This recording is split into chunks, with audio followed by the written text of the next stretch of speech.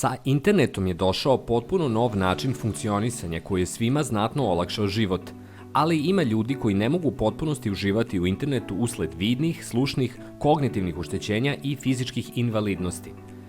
Bilo da pravite web sajtove, videe ili bilo šta drugo online, postoje mere pristupačnosti koje možete preduzeti kako bi vaš sadržaj bio pristupačan svima.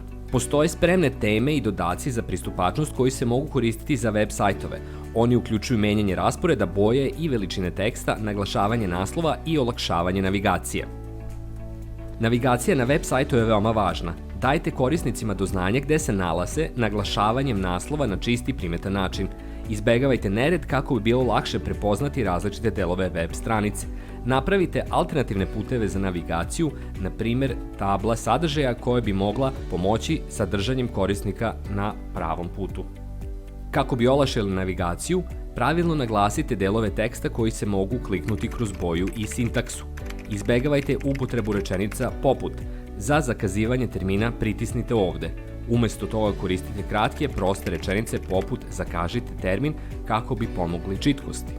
Obavezno ubacite najčešće dugme na tastaturu kao što su Tab, Enter i strelice za korisnike koji koriste samo tastaturu. Tabovanje treba pratiti logičan red s leva na desno i dozvoliti korisnicima da kliknu pritiskom na Enter. Uvek testirajte kontrast boje i kombinacija kada dizajnirate stranicu ili pravite video.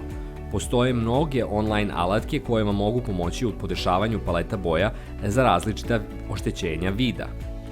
Ubacivanjem reklama na vašu stranicu možete odvlačiti pažnju korisnicima sa kognitivnim oštećenjima. Dajte kontrolu nad njima poput dugmadi za pauzu i preskakanje videa.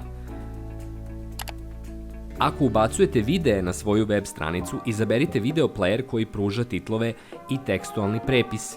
Ako su u videu samo tekst i slike, dodavanje funkcije tekst, naglas ili alternativni tekst mogu biti od velike pomoći. Izbegavajte korišćenje kapča zaštite od spama jer je zasnovano na slikama i može isključiti korisnike. Umesto toga, probajte tekstualne logičke probleme jer ih programi za čitanje ekrana mogu čitati i laki su za rešavanje. Upotreba tajmera za dužinu sesije može izazvati anksioznost kod korisnika. Zato korisnike morate obavestiti i dati im šansu da produže svoju sesiju. Ako je sesija gotova da istekne, naglasite zatamnjenjem pozadine i prikazivanjem dugmeta koji dozvoljava korisnicima da produže sesiju. Nalaženje kontakt informacije mora biti lako. Napravite kategoriju kontakt koja je lako uočljiva i pruži informacije koje daju korisnicima jasne direkcije kako i koga da kontaktiraju kako bi dobili ono što žele. Nakon kreiranja vašeg online sadržaja, služeći se ovim merama, važno je da uključite korisnike sa oštećenjima i invaliditetima u proces testiranja. Uvek je korisno dobiti direktne informacije pre nego što postavite vaš sadržaj online.